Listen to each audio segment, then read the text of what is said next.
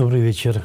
В эфире программа «Главные итоги». В студии я, Наран Аип. На 79-м году жизни скончался великий кинорежиссер, писатель, народный артист СССР, лауреат Государственной премии СССР и многих международных премий, кавалер 2 орденов Манаса Болот Шамшиев. Он снял такие фильмы, как «Выстрел на перевале Караш», «Алые маки и Сыкуля», «Белый пароход», «Ранние журавли» и другие. В последние годы у него не было возможности снимать кино, и он стал писать книги. Написал прекрасный роман о Коджамкуле и говорил, что это кинороман, готовый сценарий для двухсерийного фильма. Он опубликовал документальный роман «Я помню» о милиции Кыргызстана 40-х годов, прототипами героев которого стали легендарный Абдылда Исабаев и не менее легендарный, но не здравствующий Карпек Курманов. Но писать романы, каждый из которых целое научное исследование, Болот Шамшиев стал не от хорошей жизни. Я 25 лет, мне не допускают к кинокамере. А один раз я пытался снимать, у меня отобрали камеру, отобрали деньги. Вот, и это делает наша администрация. Да, призрак Орехового леса. Натуральным образом отняли камеру, отняли деньги. Вот, ну и так далее. Ладно, это, казалось бы, прошли этот момент. Я все-таки надеялся на какое-то, джентльменское отношение. Мне не надо, чтобы меня приглашали чай пить, но чтобы мне дали возможность работать. Потому что это факт о том, что у меня есть свой зритель. У меня многие люди встречают на улице и спрашивают у меня: Болот Ильич, почему вы не снимаете? На уходящей неделе в селе Кокташ Баткенского района граждане Таджикистана начали устанавливать забор вдоль условной линии границы. Пришлось вмешаться Госпогранслужбе Кыргызстана, так как имеется межправительственное соглашение ничего не строить на неописанных еще участках границы. Сторонники Садыра Джапарова провели в Бишкеке митинг в его поддержку и потребовали амнистировать его или помиловать. Прокуратура сообщила, что 8 августа Курсан Асанов, войдя в сговор с Атамбаевым, взял у его телохранителя пакет и по дороге в МВД вынул из него особо важные документы для передачи Раисе Атамбаевой.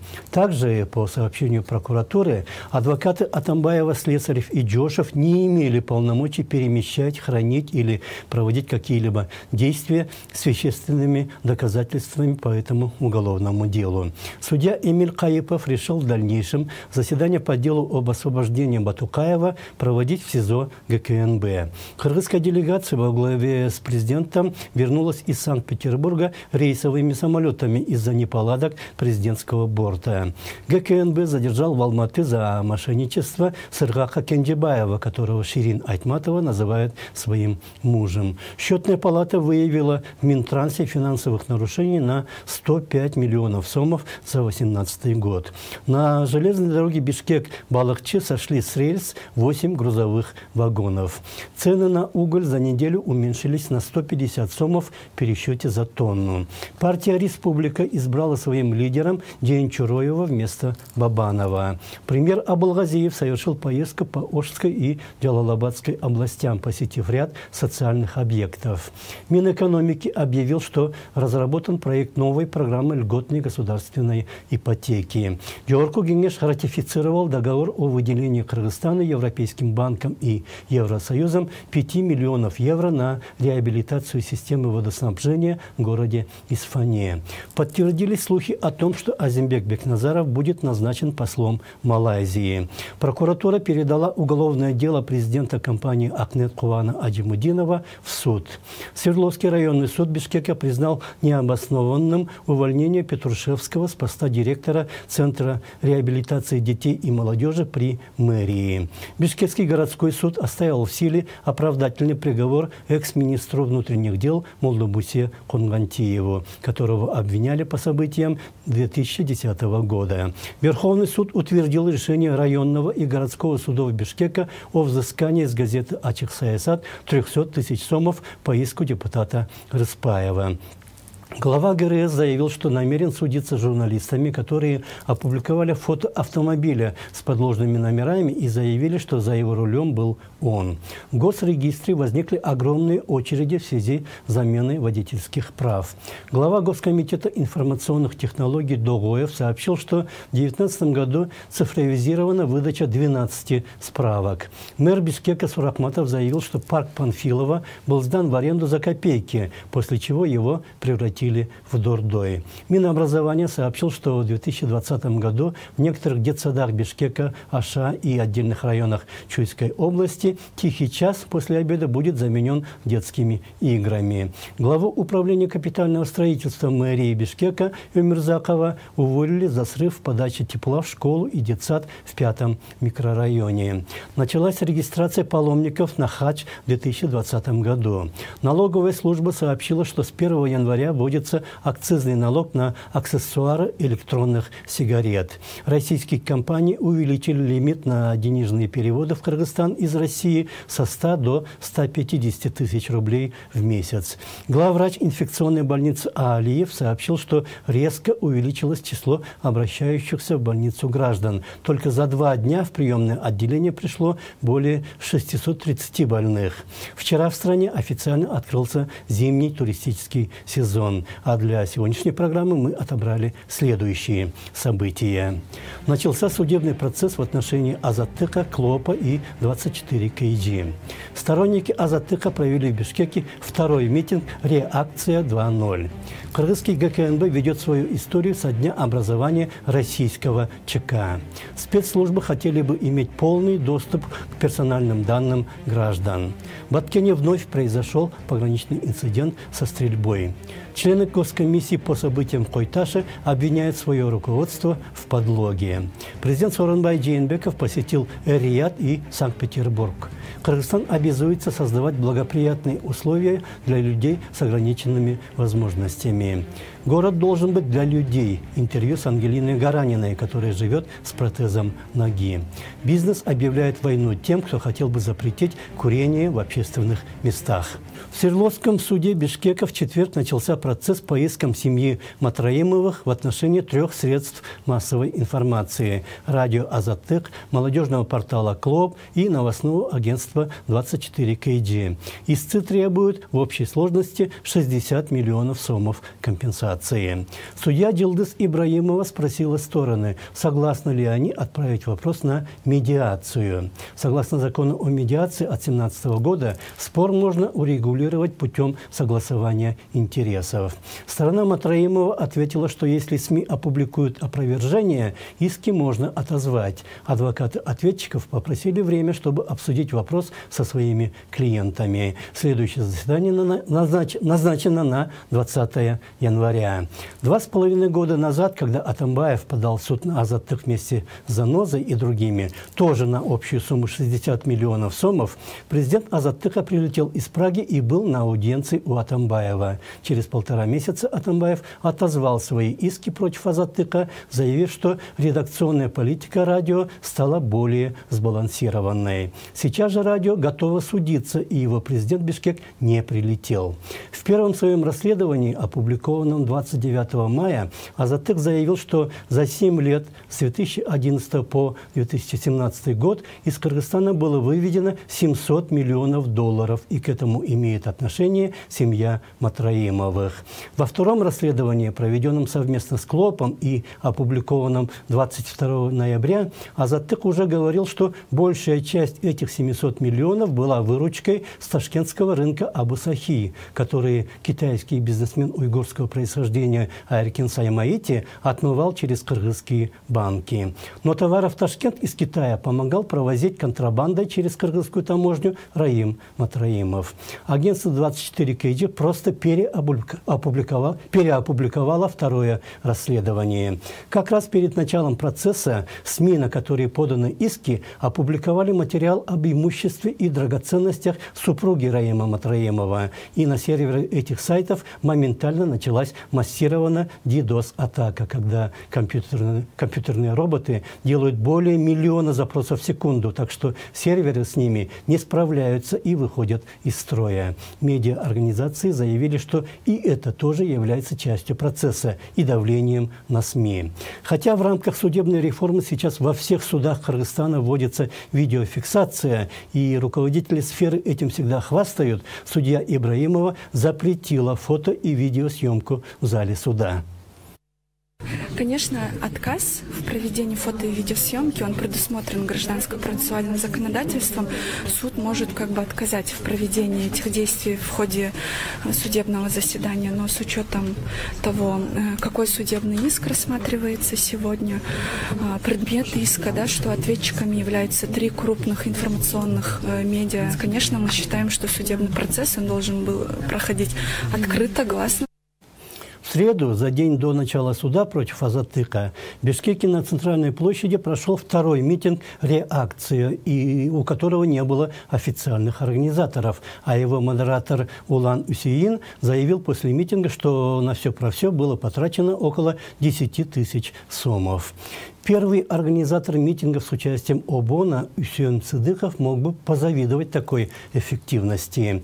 Главный посыл митинга – власти должны принять серьезные меры против коррупции в целом и в отношении Раима Матраимова в частности. А кто-то может в любое время организовывать вот такие акции протеста, когда невозможно никому предъявить претензии. Разгонять такие митинги, отвечать на них или не отвечать – любой вариант провальный. Остается только один выход – выполнять то, чего требует интеллектуальная толпа, которая общие соображения выдает за улики. Если привлекать людей к суду по таким общим соображениям, надо будет посадить половину населения страны. Наш корреспондент Андрей Тукумбаев тоже побывал на этом митинге. Во вторник в Бишкеке у парламента прошел второй митинг против коррупции, который собрал более 500 человек. Первый состоялся там же почти месяц назад, 25 ноября. Тогда участников было приблизительно в 2 раза больше. Оба прецедента – нечто новое в политической жизни Кыргызстана. В отличие от традиционных уличных акций, ни организаторов, ни агитаторов не было видно, и они себя не объявляли.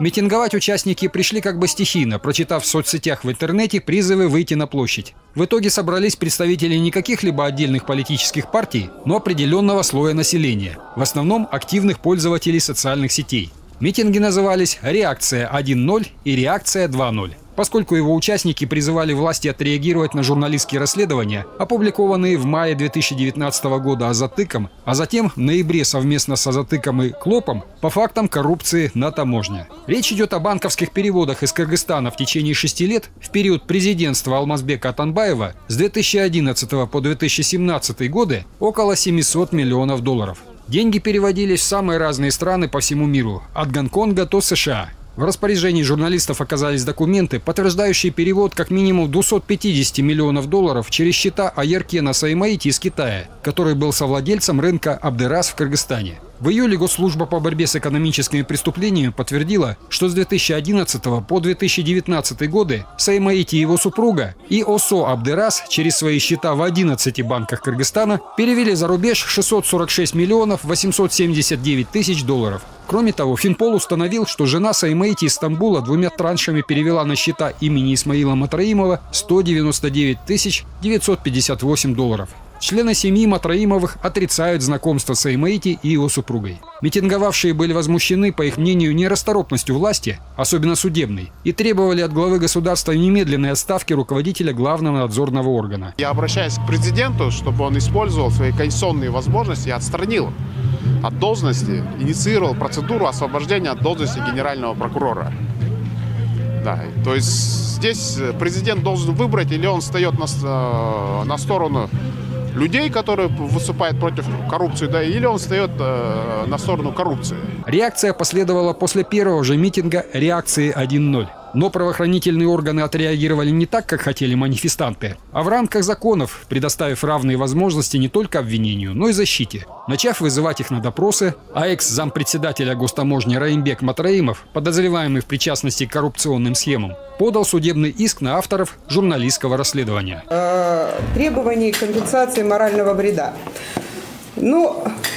А как вы сами бы оценили данный моральный вред, если, извините, из Матраимова уже вообще, в принципе, сделали символ коррупции, а из членов его семьи уже прямо демонизировали всю семью, прямо разворовали всю республику? В связи с иском на банковские счета Затыка и Клопа, а также информагентство 24 KG, которое перепечатало расследование, был наложен арест еще до начала судебного процесса. Медиаэксперты и журналистское сообщество восприняли это как попытку властей оказать давление на средства массовой информации, а также пришли на митинг, чтобы поддержать коллег. Возмущение работников и представителей масс-медиа поддержали многие. Потому что должна быть свобода слова. Если есть нарушения какие-то, если воруют, то об этом надо говорить, а не утаивать, молчать. И я считаю, что они молодцы, что они говорят об этом, оповещают, то есть нас, то, что мы об этом узнаем, и это важно. Я, как и все граждане нашей республики, устала от всего беспредела, который происходит в нашей стране. Я против того, что сейчас творится в власти и во всей нашей республике, потому что на самом деле все это отражается на безработицу для молодежи, а так на все отрасли. И я бы хотел, чтобы как можно это все скорее устранилось. Дополнительным поводом для массового возмущения стал инцидент, произошедший в начале недели. В понедельник интернет-издание «Факт-чек» опубликовало материал о расходах супруги Раима Матраимова. Некоторые информагентства разместили этот материал на своих сайтах. В итоге все эти сайты подверглись масштабной атаке хакеров. Нурбек Тактакунов утверждает, что накануне и вскоре после реакции 1.0 ему угрожали неизвестные. Ну, то есть, получается, звонившие и угрожавшие считают, что вы в числе организаторов, да? Что вы на это... Ну, я, во-первых, открыто говорил, что я буду участвовать в этом митинге. Я сделал заявление, я сделал видеообращение. Также в начале недели появилась информация о готовящейся провокации, которую были намерены осуществить неизвестные силы, вероятно, ставленники Матраимова. Были сообщения о прибытии неких лиц спортивного телосложения, и об этом нам сообщали жители города Ош, которые 16 декабря летели авиарейсом Ош-Бишкек. И мы сделали сообщение. Сейчас вот я обратилась к тому подразделению, которое обеспечивает безопасность этого митинга. В какой-то момент акции действительно едва не случилась потасовка. В разгар митинга с западной стороны площади на митингующих двинулась колонна людей в белых головных уборах. Участники шествия несли национальные флаги Кыргызстана. Путь им преградила милиция. Это была группа гражданских активистов, поборников традиционных ценностей. Как выяснилось, так они отреагировали на появившуюся ранее в соцсетях ложную информацию о том, что на площади намечается парад ЛГБТ. Кто-то разместил такой фейк, очевидно, для того, чтобы сорвать митинг. Митинговавшие весьма эмоционально объяснили гостям, мол, никакого отношения к гомосексуалистам митинг не имеет.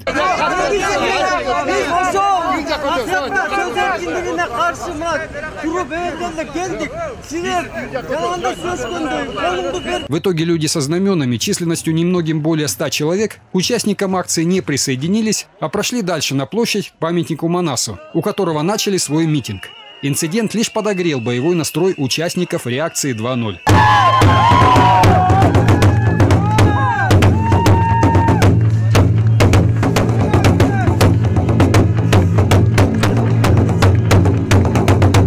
Если не поддаваться эмоциям и вернуться к самим журналистским расследованиям, то очевидно, ни один уважающий себя журналист не станет так безапелляционно обвинять в чем-либо подозреваемого, пока вину фигуранта уголовного дела не докажет суд. Такую подмену понятий вряд ли можно списать на непрофессионализм, поскольку авторы расследования – профессионалы своего дела. Вполне возможно, что и сами расследования, и последовавшие за ними митинги имеют цель раскачать протестные настроения в обществе. Но это только предположение. И неоспоримым фактом остается и то, что общество устало от того, что страна из-за коррупции в органах власти плетется в хвосте постсоветских республик по уровню благосостояния граждан.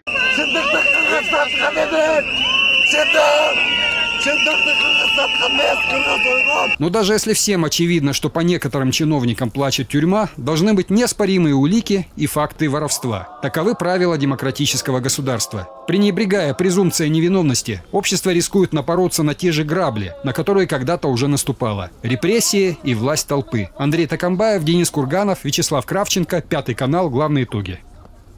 На неделе ГКНБ отметил День работников органов национальной безопасности. Им исполнилось 92 года. А вот вооруженным силам Кыргызстана исполнилось всего 27 лет. Чекисты отсчитывают свою историю с 20 декабря 1917 года, когда в Москве была создана Всероссийская чрезвычайная комиссия по борьбе с контрреволюцией и саботажем, хотя Кыргызстан в то время в состав новой России не входил. А кыргызская армия ведет отсчет с 29 мая 1992 года, когда был подписан президентский указ о взятии под юрисдикцию независимого Кыргызстана всех соединений и частей советской армии, дислоцировавшихся на тот момент на территории республики. И это не просто казус. Если предположить, что службы безопасности в республиках, появившихся на месте СССР, до сих пор остаются едиными, становится гораздо понятнее, почему Россия является стратегическим партнером Кыргызстана. Федеральная служба безопасности России оказывает неоценимую помощь спецслужбам независимого Кыргызстана. А в последнее время в страну уже стали приезжать даже учителя русского языка из России, чтобы преподавать в кыргызских школах. В четверг же, в связи с проблемами мигрантов, российский президент Владимир Путин сказал на пресс-конференции в Москве, что в Центральной Азии надо открывать больше школ и филиалов российских вузов. Сложнее адаптироваться людям, скажем, из Средней Азии. Ну, там мы что должны делать? Там просто нужно внедрять наши системы образования. И тогда и люди себя, приезжающие себя будут сюда к нам, будут чувствовать себя более комфортно. И не будет такого раздражения у местных людей, у местных жителей, когда они сталкиваются с неуважением к нашей культуре, к нашей истории. Некоторые ведут себя, прямо скажем, так, как дома бы они себя не вели. И это тоже вызывает раздражение.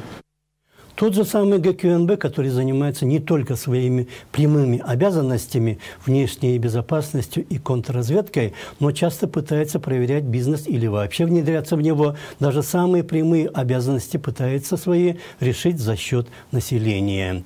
Например, на неделе стало известно, что правительство еще 10 декабря внесло в Жогорку Кеңеш проект закона о контрразведывательной деятельности, которым значительно расширяются полномочия Госкомитета по национальной безопасности. И объясняется это необходимостью повышения эффективности разведывательных и контрразведывательных мер. По нормам этого закона органы контрразведки могут получать доступ к биометрическим данным граждан без их согласия, а также прослушивать телефонные разговоры или читать сообщения электронной почты. Сам по себе закон о контрразведывательной деятельности вполне корректен, однако вместе и в связи с ним принимается и закон о внесении изменений в некоторые законодательные акты. Внешне все как бы безобидно. После двух слов «оперативно-розыскной» добавляются всего 3 слова «внешний разведывательный» и «контрразведывательный». Но когда начинается оперативно-розыскная деятельность, когда против кого-то возбуждается уголовное дело, и для его раскрытия, например, необходима некая информация, которая запрашивается у различных государственных и других органов в рамках этого дела. А обязательно ли для внешней разведывательной и контрразведывательной деятельности возбуждение уголовного дела? Наверное, нет. И разве нельзя собирать необходимые для разведки и контрразведки сведения в рамках уже возбужденных уголовных дел? Но ГКНБ должно иметь особые права везде и во всем. Только что Volkswagen Jetta отпустили, затонировано, без госномеров. Кого? Volkswagen Jetta. Когда? Только что. Старшина Такмили Султан Алиев Марат Масалбекович. Старшина Алиев. Так, РСБ. А может, да, узнать причину? Почему отпустили, не оформили? КМБ, оказывается, был. Сотрудник КМБ он? Особый служба, да. Куда-то торопился, поэтому показал. Но всесильные в быту чекисты не настолько могущественны, например, при охране государственной границы. Госпогранслужба то входит в состав ГКНБ, то выводится из его подчинения. В настоящее время период, когда пограничники формально не подчиняются чекистам, но в полномочия ГКНБ входит и пограничная деятельность. А на границе постоянно происходят разного рода эксцессы, даже стреляют. На самом верху между президентами или премьерами все хорошо, все понятно, все согласовано. Но если такого согласия нет на местах, значит механизм механизм государственного управления разлажен. Главное же в том, что намерения и действия властей и населения соседних государств совпадают. Они стараются любыми способами расширить свою территорию. А намерения властей и населения в Кыргызстане не настолько слаженные. Даже когда власти пытаются охранять границу и сохранять территории, хотя и не без недостатков, население этих приграничных территорий оттуда бежит. Об еще одном инциденте на границе в еще одном сюжете Андрея Токумбаева. В минувшую среду в приграничном селе Кокташ Баткенской области произошел очередной конфликт на кыргызско-таджикской границе со стрельбой и закидыванием камнями.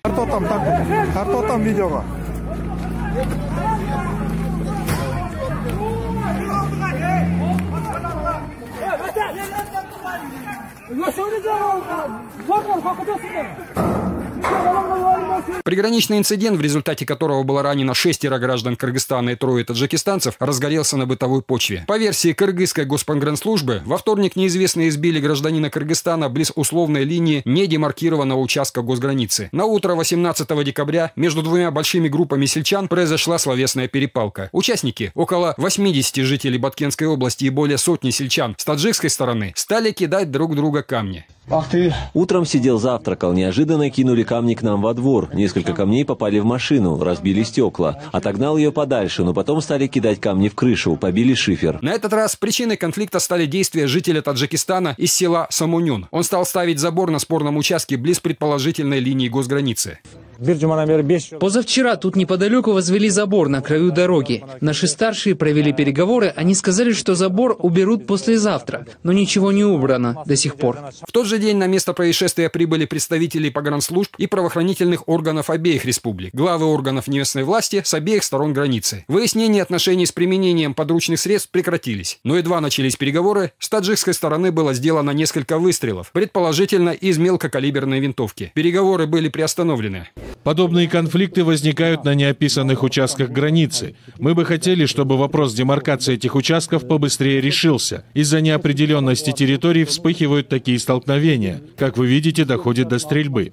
В результате ранены, предположительно из ружья мелкого калибра, 2 жителей Кыргызстана. 6 их соотечественников и 3 таджикистанцев получили травмы от ударов камнями, в основном черепно-мозговые. Пострадавшим оказали медицинскую помощь в Баткенской областной больнице. Некоторые из пациентов были госпитализированы. После этих событий в нашу больницу поступило 6 человек. 2 гражданских, 4 военнослужащих. Всем оказывается необходимая медицинская помощь. Во вторую половину того же дня переговоры проводились уже с участием главы Сагдийской области Таджикистана Раджабоя Ахмадзаде и полномочного представителя правительства Кыргызской республики в Баткенской области Акрама Мадумарова. Вот что сказал он в среду журналистам. Мы проводим разъяснительные работы по урегулированию конфликта среди населения. Я надеюсь, что для обеих сторон единственный путь решения задачи – это мирные переговоры. Мы будем проводить мероприятия по сохранению мира в регионе. В ходе встречи с жителями села Кокташ, которую полпред провел после переговоров, Акрам Мадумаров заверил сельчан, что будет проведено тщательное расследование причин инцидента и обязал представителей местных властей чаще проводить разъяснительные работы. Но подобные разговоры ни к чему не приводят, считает экс-губернатор Баткенской области Мамат Айбалаев. В своем интервью Пятому каналу он уверил журналистов, что знает, о чем говорит, поскольку сам родом из тех мест. Вот это Кокташ, где вот сейчас произошел случай, и Мачаи, Борух, вот эта точка очень опасная точка. Постоянно, сколько я помню, мне уже при советской власти там постоянно были стычки, скандалы. Как уроженец Баткенского района он уверен, неплохо бы принять таджикских кыргызов на территории, приграничной с Кыргызстаном, а на освободившихся в результате территориях поселить таджиков, проживающих в Баткенской области. По словам Айбалаева, на приграничных участках Сагдийской области сейчас насчитывается 17 кыргызских селений. Небольшой городок был Ким между городом Исфары и Канибадами, между районами Ким. Он раньше назывался по-кыргызски Санто. Там жили, ну, они сказали, где-то 200 семей кыргызы живут, они бы хотели переехать в Кыргызстан.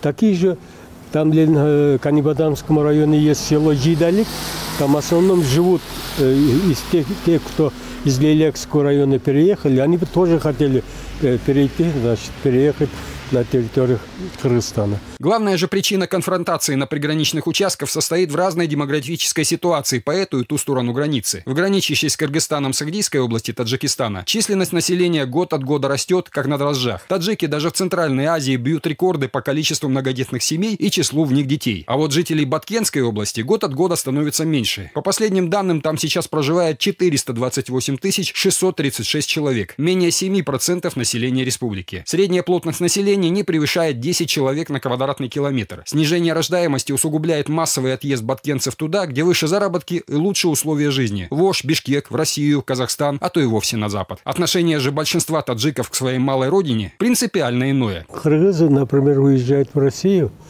берет гражданство, остается там. А таджик возвращается назад, строит дом в огороде своего отца, своих родителей, и там, значит, хозяйство у него, там, значит, расширяется. Рождаемость в Средней Азии на первом месте таджики. Оборотная сторона благодатной демографической ситуации в Таджикистане – год от года растущий дефицит земли. Например, стандартные 7 соток в Баткенской области стоят 5-6 тысяч долларов. Но такой же земельный надел на таджикской территории без полива и инфраструктуры продается в 5 раз дороже, по цене до 30 тысяч долларов. В такой ситуации заманчивое предложение, поступающее с таджикской стороны – продать дом и участок за сумму, за которую можно купить шикарные апартаменты в Оше или Бишкеке. Если сделка происходит, покупатели переезжают на проданную землю и живут там без регистрации, продолжая оставаться гражданами Таджикистана. Время от времени в средства массовой информации просачиваются сведения о том, что таджикские власти материально поощряют приобретение их соотечественниками земель на территории Кыргызстана. Несколько иной точки зрения на проблему ситуации на кыргызско-таджикской границе придерживается экс-вице-премьер-министр по приграничным вопросам и внешней безопасности Такон Мамытов. Самая главная причина, что юридически не определено, не завершен процесс делимитации, демаркации границы. Общая протяженность государственной границы с Таджикистаном составляет чуть больше 970 километров.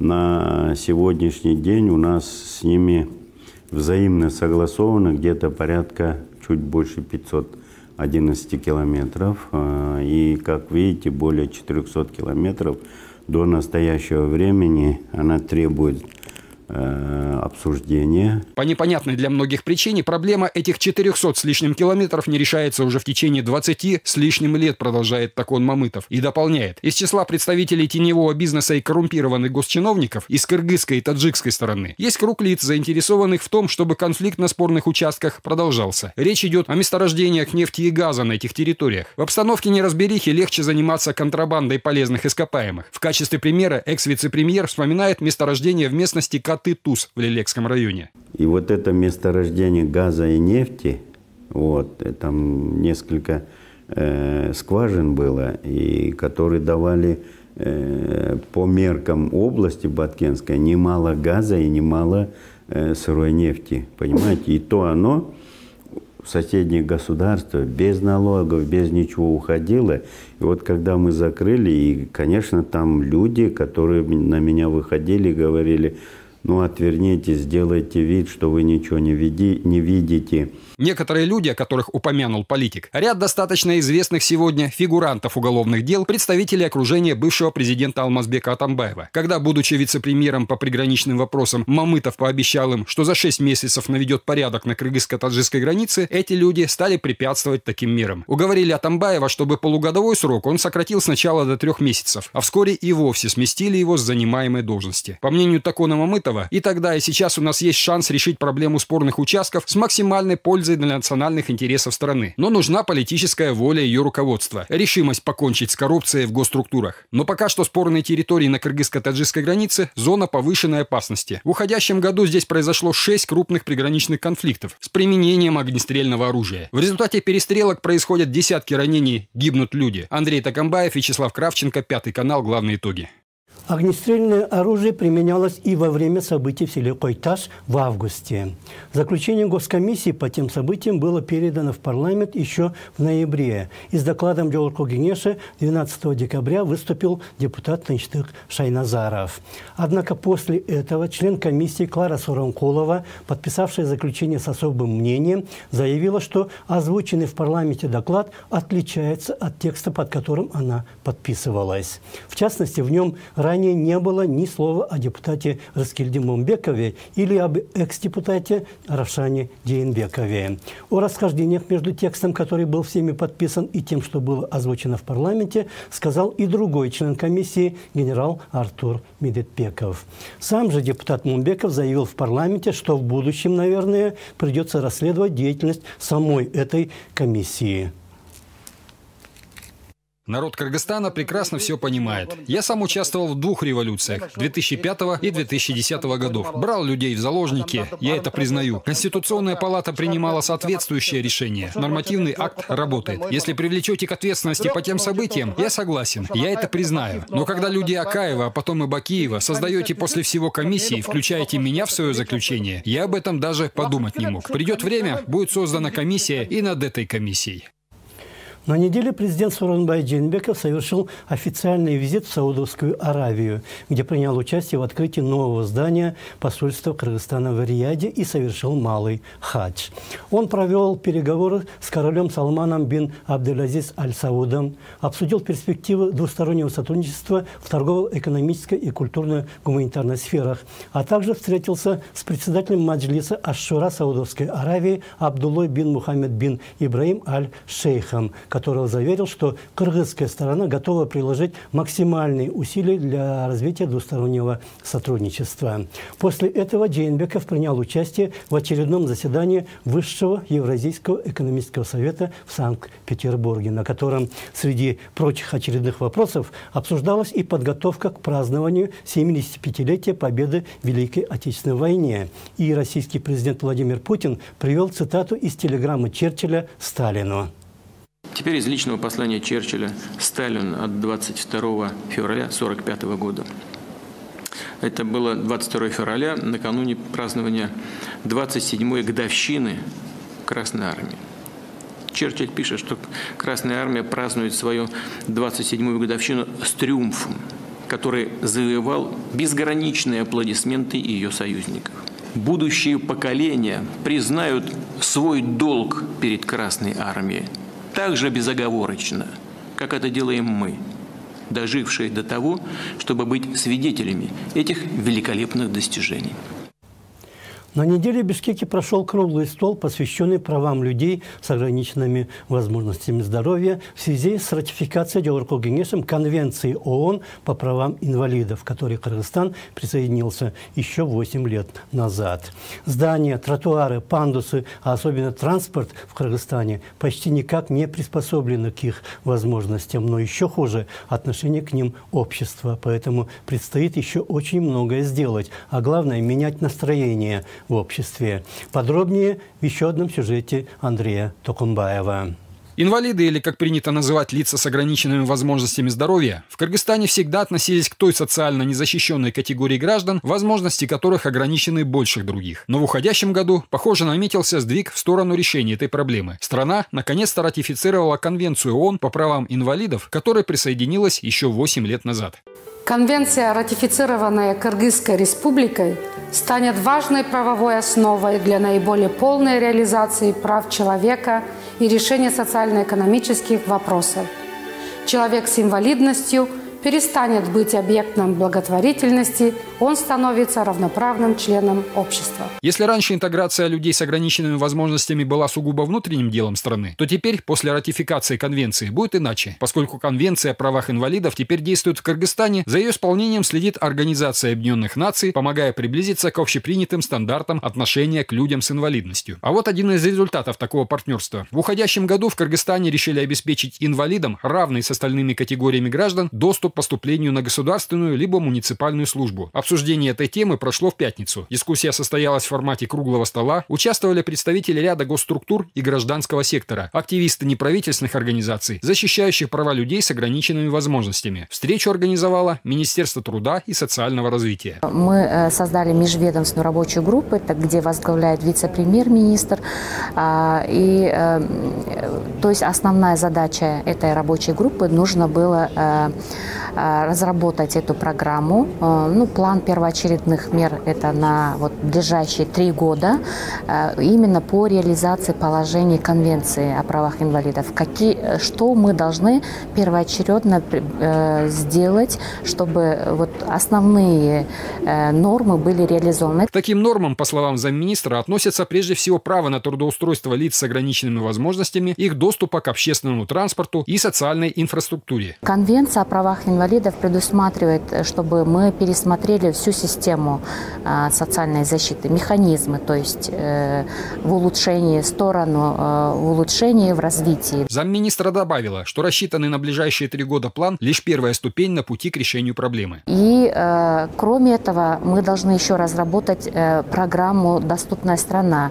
Это уже более на 10 лет, то есть такая стратегическая и долгосрочная программа. Кроме этого был внесен, то есть возобновляется Совет по делам инвалидов. Это в 1998 году был указом президента, был создан, был ранее. Но сейчас, в соответствии с новой конституцией, у нас принятой в 2010 году, мы сейчас Совет возобновляем при правительстве. Соответствующий пакет постановления правительства на общественное обсуждение вынесло Министерство труда и социального развития. В справке об основании по созданию документа указано: Совет будет постоянно действующим коллегиальным совещательным органом по формированию и проведению в жизнь социальной политики в сфере профилактики инвалидности и реабилитации людей с особыми нуждами, а также обеспечения их правами, равными с другими гражданами. Структура также позволит координировать действия органов власти, общественных организаций, фондов, предприятий, организаций в вопросах защиты прав лиц с ограниченными возможностями, разработки действенных мер по решению проблем этой категории граждан и другим вопросам. Необходимость такой меры назрела давно, уверен один из участников круглого стола, президент Общественного фонда оказания юридической помощи инвалидам, председатель Общественного совета МВД Республики Толкунбек Исаков. В первоочередные действия мы должны включить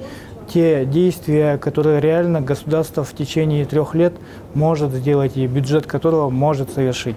Не включать такие эффективные пункты, которые будут останутся, к сожалению, только на бумаге.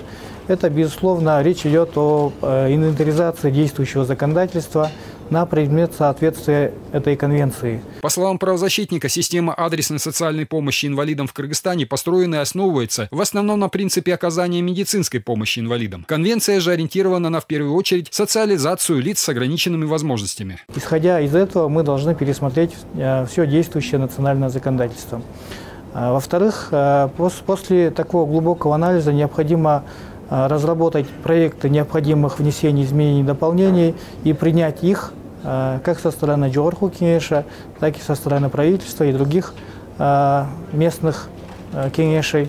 Судя по всему, как устроены в Бишкеке и в других городах подземные переходы, тротуары, как работает общественный транспорт, у гостей республики наверняка может сложиться впечатление, что Кыргызстан – страна исключительно здоровых, физически крепких людей. С тем, что страна мало приспособлена для нормальной и полноценной жизни лиц с ограниченными физическими возможностями, была вполне согласна с участниками встречи ее модератор, сотрудник Минсоцтруда Кулера Кубатова, начальник управления социальных услуг лицам с ограниченными возможностями и пожилым людям. Но в четверг в прямом эфире 5-го она рассказала о том, что сегодня делается, чтобы решить эту проблему. В этих планах первоочередных мер и мы рассматриваем доступность наших помещений, зданий, вообще в общем инфраструктуры для лиц с ограниченными возможностями здоровья.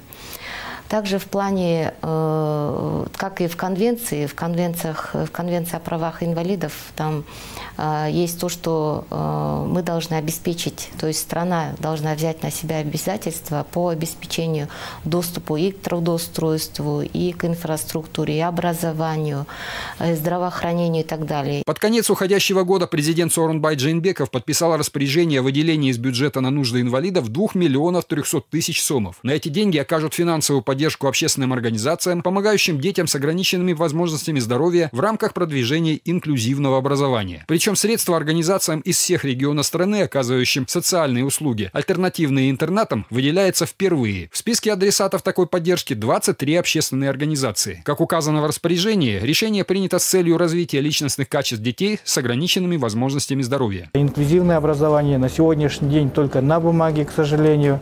Ни о какой инклюзии, к сожалению, говорить не приходится, особенно в регионах нашей страны. Если говорить об системе здравоохранения, то, конечно, лица с инвалидностью, поскольку чаще всего обращаются именно в лечебные учреждения, там, к сожалению, также инклюзия далека. В начале декабря в своем традиционном докладе по случаю Международного дня инвалидов президент отметил, что забота о всех категориях граждан – одна из первоочередных задач Кыргызстана как правового демократического государства. Джейнбеков также отметил: государство стремится поддерживать граждан с ограниченными физическими возможностями, создавать необходимые условия для их учебы, быта, труда, реализации таланта и обеспечить защиту их прав, социальной реабилитации и эффективного интегрирования в общественную жизнь. Цель Международной конвенции ООН о правах инвалидов не только обеспечить инвалидам равные права. Гораздо сложнее убедиться, чтобы к людям с особыми потребностями и относились как к вполне равноправным членам общества, а не с жалостью и снисхождением. Такой стандарт, давно принятый в большинстве стран, похоже, лишь только входит в повседневную жизнь кыргызстанцев. Андрей Токамбаев, Вячеслав Кравченко, Пятый канал. Главные итоги.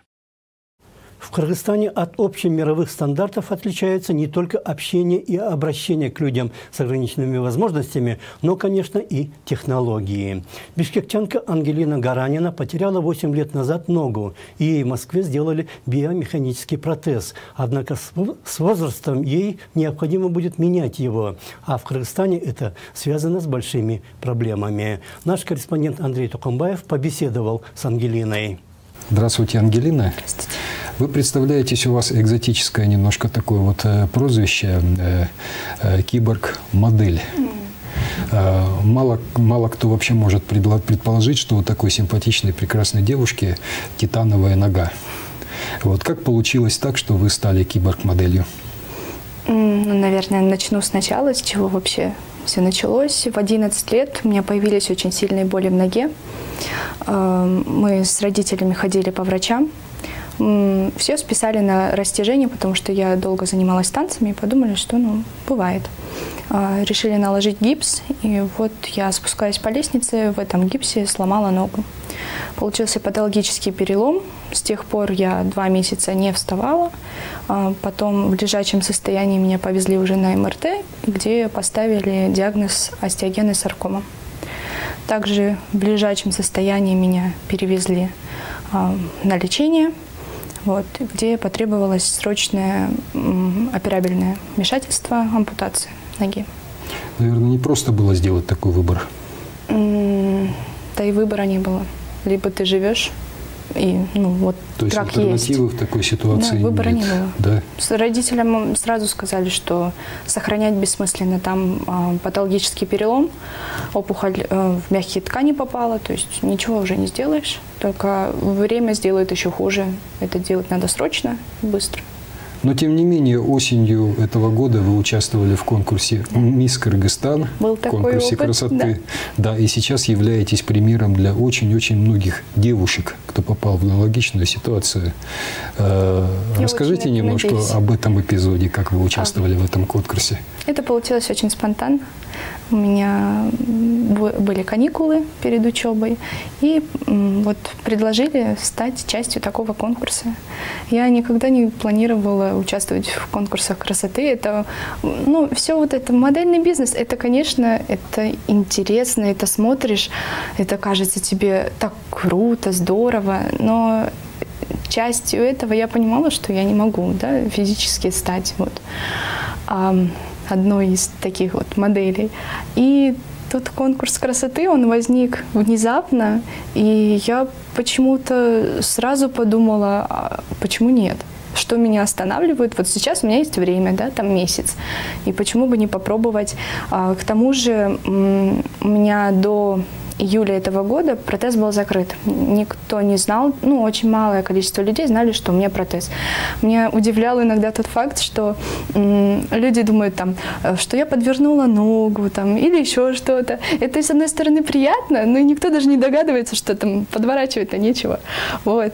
И я совсем недавно открыла протез. Мне начали в социальных сетях очень многие люди с похожей ситуацией писать, что вот как ты там, что ты думаешь, да, вот как быть в такой ситуации. И мне показалось, что это будет каким-то, может быть, примером или какой-нибудь, да, мотивацией. Я и попробую свои силы, и, возможно, покажу, что ничего не останавливает, если у тебя есть желание. Что жить без ограничений возможностей можно даже в Кыргызстане. А вообще очень много в Кыргызстане у нас говорят о том, что много делаются для людей с неограниченными возможностями. Например, рекламируют мэрия, рекламируют, какие они замечательные пандусы, например, сделали в переходе пешеходном.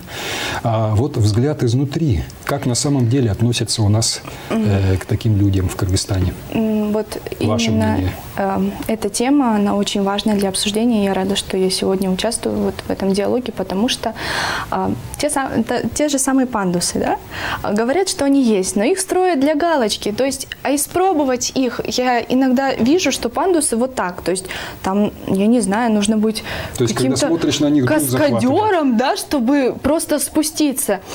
И если нет рядом помощи, да, то это вообще невозможно. У нас люди с повышенными потребностями, они не могут выйти из дома. Чаще всего нету лифтов. Вот у меня, я живу на 3-м этаже, у меня нет лифта. И в 2017 году у меня был вколоченный перелом. И я ходила без протеза, на костылях, и физически спуститься не могла. То есть, чтобы выйти на улицу, мне носили на руках по лестницам. Ужасно. Да, тяжело это. И вот если бы не родные, я представляю, это у меня, да, есть вот сестра, мама, которые помогают, а не у всех есть окружение, которое будет готово прийти тебе на помощь в любой момент. Ужасно. А как вы передвигаетесь по городу, маршрутки, проезжая часть, и сейчас не посыпают тротуары совершенно песком? Это гололед? очень большая проблема, именно то, что скользко, зима, сугробы. Вот у меня был механический протез, который я упала в сугроб, и он погнулся. Меня домой перенесли на руках, потому что идти я не могла. Скользко, я вот сейчас тоже, сестра меня провожает, потому что я бы сама к вам не доехала, потому что это очень тяжело, скользко. На маршрутках, наверное, вообще невозможно путешествовать. Нет, это что-то нереальное, очень тяжело. Но если помощь, да, есть какая-то, то, наверное, возможно, но так тяжело. Ну, наверное, все-таки экстремальное какое-то вот удовольствие в этом плане. Даже если вот человек на коляске, я 9 месяцев до протезирования была на коляске, ни транспорт, ничего не предусмотрено для людей, вот, у которых такие ситуации. Ни помещения, ни транспорта, ни пандусы, ничего. То есть, по сути, если у тебя такая проблема, кроме как сидеть дома в 4 стенах, ты ничего не можешь. Ты даже не можешь выйти элементарно купить себе продукты. Представим себе такую ситуацию, Ангелина. Вы стали немножко взрослее и баллотировались депутатом, например, Джигурку Кенеша. Что бы вы в первую очередь сделали, чтобы помочь лицам с особыми потребностями? Ну, прежде всего, нужно адаптировать город для таких людей.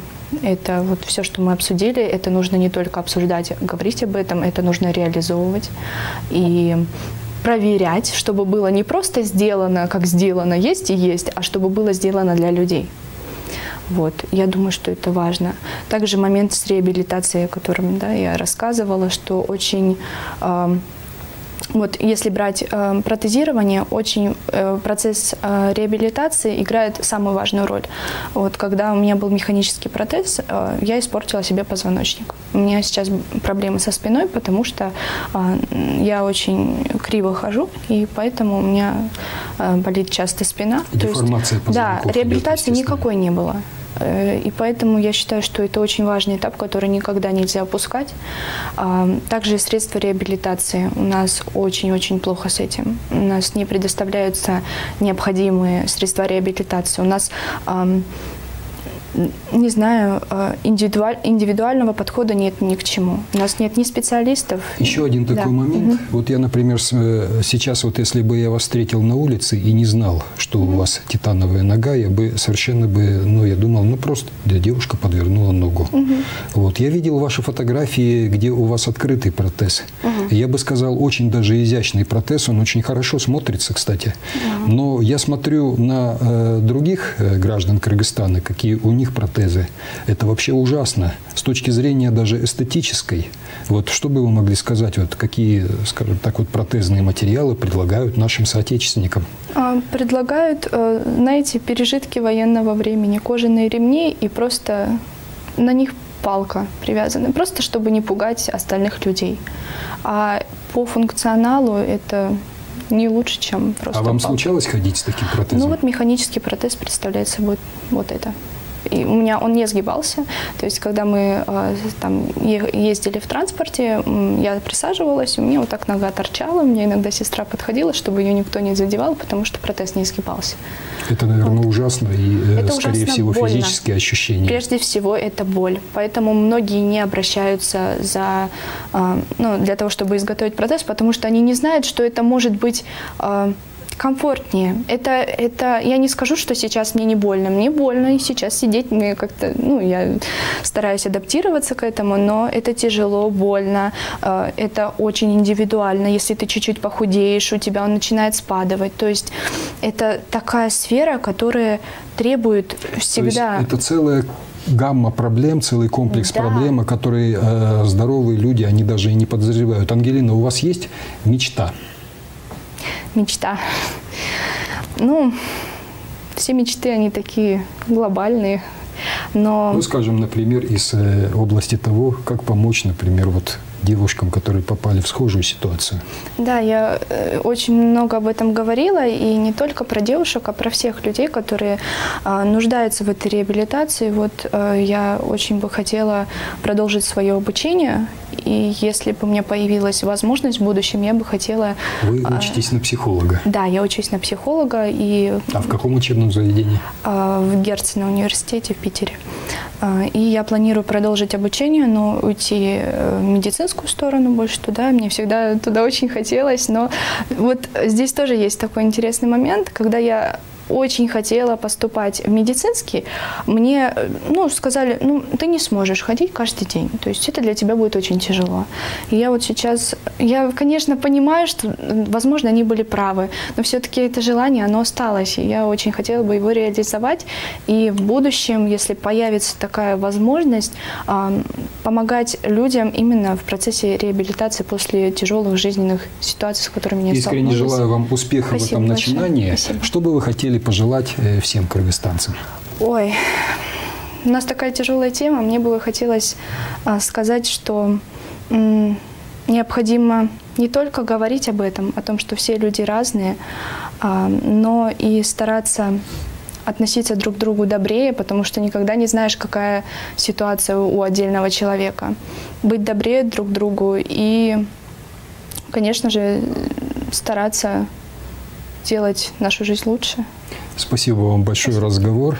Успехов вам в жизни. Пусть ваша жизнь будет более радостна и меньше проблем, о которых мы говорили сегодня. Хотелось бы. Спасибо большое. Всего доброго. Как сказала Ангелина, надо быть добрее друг к другу. Но, например, многие депутаты и бизнесмены начали настоящую войну против других депутатов, кто хотел бы запретить курение во всех общественных местах. Жогорку Кеңеш сейчас рассматривает закон о внесении изменений в закон о защите здоровья граждан от последствий потребления табака и воздействия окружающего табачного дыма или аэрозоля. Казалось бы, кыргызские законодатели оказались в русле общей мировой тенденции по сокращению табакокурения вплоть до его полного запрета. Однако в средствах массовой информации появляется все больше материалов, что этот закон подготовлен поспешно, и его надо отправить на доработку, потому что якобы были нарушены процедуры при его общественном обсуждении, что из-за его принятия понесет убытки бизнес, а это при нынешней экономической ситуации недопустимо. недопустимо, что вообще запретительными мерами проблему не решить и так далее. Проводятся круглые столы, на которых выступают бизнесмены, которые вдоль и поперек критикуют закон и находят в нем не просто недостатки, но и чуть ли не злой умысел, мол, авторы законопроекта и их сторонники подрывают экономику страны. Но в Кыргызстане из-за болезней, вызываемых потреблением табака, умирает в год до 6 тысяч человек 30 лет и старше. Это в 6 раз больше, чем погибает от дорожных происшествий. 22% смертей среди мужчин и 5% среди женщин, умирающих в возрасте старше 30 лет, происходит по причине курения. 40% мужчин, умерших от раковых болезней, умирают из-за рака легких. Экономические траты государства и населения, связанные с этим, составляют более 10 миллиардов сом в год, что не идет ни в какое сравнение с тем, о чем плачут бизнесмены и их покровители. Весной я был в Бухаресте и взял там интервью у принцессы Иордании Дины Майрет, которая простыми словами объяснила, в чем главный вред табачных компаний и их продукта. The tobacco industry is Табачные компании – это индустрия, извлекающая прибыль. Это нормально. Но проблема в том, что они делают деньги за счет нашего с вами здоровья. Они видят в каждом жителе планеты доллары, а в жителях развивающихся стран – доллары, которые можно легче извлекать. Но главное, они продают продукт, который убивает. Вот почему мы против них.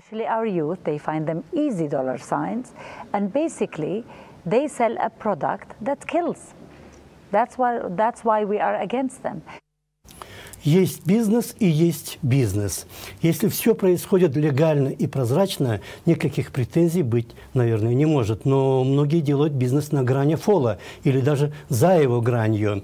В то же время требуя к себе особого отношения. Мол, мы платим налоги, и на нас держится бюджет и вообще вся экономика. Власти постоянно создают для них режим наибольшего благоприятствования, выписывают льготы и отменяют проверки. Но бизнес не всегда отвечает на такую любовь взаимностью.